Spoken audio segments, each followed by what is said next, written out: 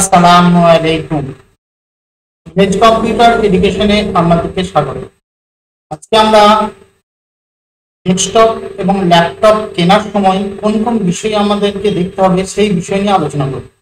আমরা যদি নতুন ল্যাপটপ কিনি অথবা ডেস্কটপ কিনি, যেহেতু এই ভিডিওটাই আমরা ল্যাপটপ বিষয়ে আলোচনা করব, সেই জন্য ল্যাপটপে কোন কোন জিনিসগুলো দেখে কিনতে হবে সেটা আমরা দেখব।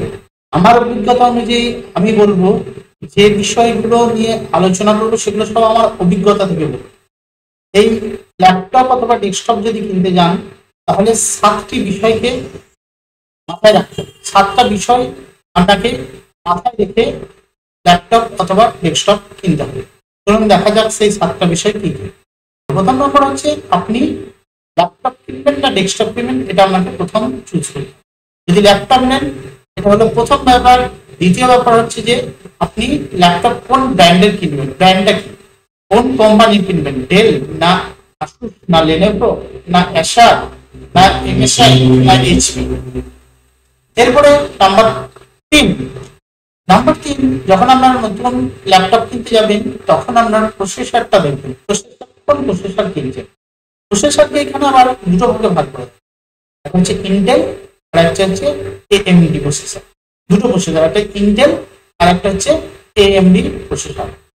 ইন্টেল প্রসেসরের সিরিজে আমরা সাধারণত core i3, core i5, i7, i9 generation, generation, second generation, third generation, fourth, fifth, six, 7, 8, 9 14 generation পর্যন্ত আপনি দেখতে পারেন। সাধারণত ইন্টেলের কোর i7 বা i5 ব্যবহার করা যায়। এবার যদি গেম টেম খেলেন তাহলে কি i7 বা i9 তিনি নিতে পারেন। কিন্তু জেনারেশনটা সবসময় মাথায় রাখতে হবে, আমি কোন জেনারেশন প্রসেসর ব্যবহার করব। Second generation, third generation, fourth, fifth, 7, 8, 9, 10 এরকম 14 জেনারেশন আছে। আপনি যত উপরে উঠবেন তত আপনার দাম বেশি এবং কাজও সেরকম হবে। ল্যাপটপ কেনার সময় সবসময় i5 থেকে শুরু করেন বা i6, i7 পর্যন্ত যেতে পারেন, i7 পর্যন্ত যেতে পারেন। এটা গেল আপনার প্রসেসরের বিষয়। নাম্বার 4-এ আসুন, আপনি ধরবেন ল্যাপটপের র্যাম। কোন র্যাম ল্যাপটপ থাকলে সেই র্যাম আপনি সেই ল্যাপটপটা কিনবেন। র্যাম সাধারণত DDR3, DDR4 এবং DDR5 এর হয়। DDR3 এখন অনেকটাই আপডেটেড হয়ে গেছে, সেদিনে DDR4 বা 5 র্যাম ব্যবহার করবে। এই র্যামের আবার কিছু মেগাহার্টজ মানে গতিটা, যেমন 1600, 2600, 3200, 6000, 6400 মেগাহার্টজের র্যাম।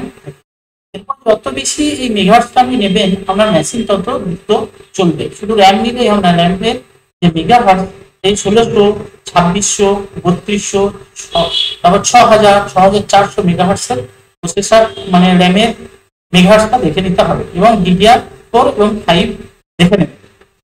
এরপর আসুন নাম্বার 5, ল্যাপটপের স্টোরেজ। আপনি ল্যাপটপ যে নেবেন সেই ল্যাপটপে কি স্টোরেজ ব্যবহার করবেন, SSD এবং হার্ড ডিস্ক। SSD এবং হার্ড ডিস্ক, SSD থাকলে মেশিনটা দ্রুত তৈরি চলবে এবং হার্ড ডিস্ক স্টোরেজ হিসেবে ব্যবহার করতে পারেন। এরপরে এই স্টোরেজে কত জিবি লাগাবেন, SSD-টা 128 জিবি আছে, 256 জিবি আছে, 512 জিবি আছে, 1 টিবি আছে।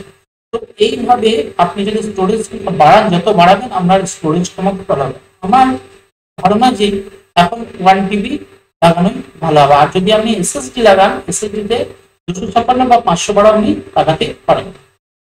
এরপর ল্যাপটপ কিনার পর কি দেখবেন যে তার ডিসপ্লে দেখুন। সাধারণত আমরা 5 ধরনের ডিসপ্লে দেখতে পাই, LCD, LED, TN, IPS এবং OLED। সাধারণত যারা আমরা অফিসে বা যে কোনো জায়গায় কাজ করি, LCD, LED হলেই চলে। কিন্তু যদি আমরা গেম বা ভিডিও এডিটিং বা কোনো কাজ করি মাল্টিমিডিয়ার, সেক্ষেত্রে IPS বা OLED ডিসপ্লে নিলেই ভালো হবে। এবার চলে আসুন 7 নম্বরে, আদার্স পার্ট। ল্যাপটপ কেনার সময় আদার্স কি কি দেখবেন, যেমন স্পিকার দেখবেন, ওয়াইফাই 6E দেখবেন, তারপর ব্যাটারি ব্যাকআপ দেখবেন। এই ব্যাটারি ব্যাকআপটা সাধারণত কোনটাই বেশি, কোন ব্র্যান্ডটা আপনার ব্যাটারি ব্যাকআপ বেশি দেয়, সেই রিভিউ গুলো দেখে তারপর আপনি নতুন একটা ল্যাপটপ কিনবেন। তাহলে এই 7টা বিষয় মাথায় রেখে আপনি একটা নতুন ল্যাপটপ কিনতে পারেন। প্রথমেই বললাম যে ল্যাপটপ না ডেস্কটপ, এটা আপনাকে ডিসিশন নিতে হবে। ল্যাপটপ নিয়ে আপনাকে প্রথমেই ল্যাপটপের ব্র্যান্ডটাকে চয়েস করতে হবে যে আপনি কোন ব্র্যান্ডের কিনবেন। 2 নম্বর হচ্ছে প্রসেসর কে নেবেন। 3 নম্বর হচ্ছে কোন জেনারেশন নেবেন, জেনারেশনটি কি হবে প্রসেসরের।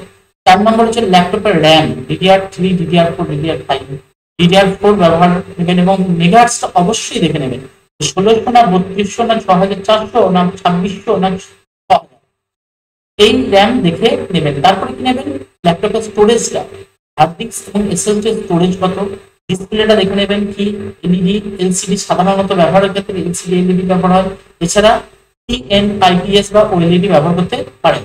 আদার্স ক্ষেত্রে স্পিকারটা কেমন, তার সাউন্ড কোয়ালিটি কেমন, এটা দেখে নেবেন। আর ওয়াইফাই 6E যদি হয় তাহলে ওয়াইফাই ক্যাপচার ক্ষমতাটা অনেক বেশি, এবং ব্যাটারি ব্যাকআপ কোন ব্র্যান্ডের ভালো, এই বিষয়গুলো, এই 7টা বিষয় মাথায় রেখে যদি আপনি ল্যাপটপ বা কম্পিউটার বা ডেস্কটপ কেনেন তাহলে সাধারণত আপনি লাভবানই হবে। কিন্তু না জেনে যদি কিনতে যান দেখা যাবে আপনার পয়সাটাই বরবাদ হয়, তাহলে কিনে আনার পর দেখবেন আপনার কাজ ঠিক মতো হয়।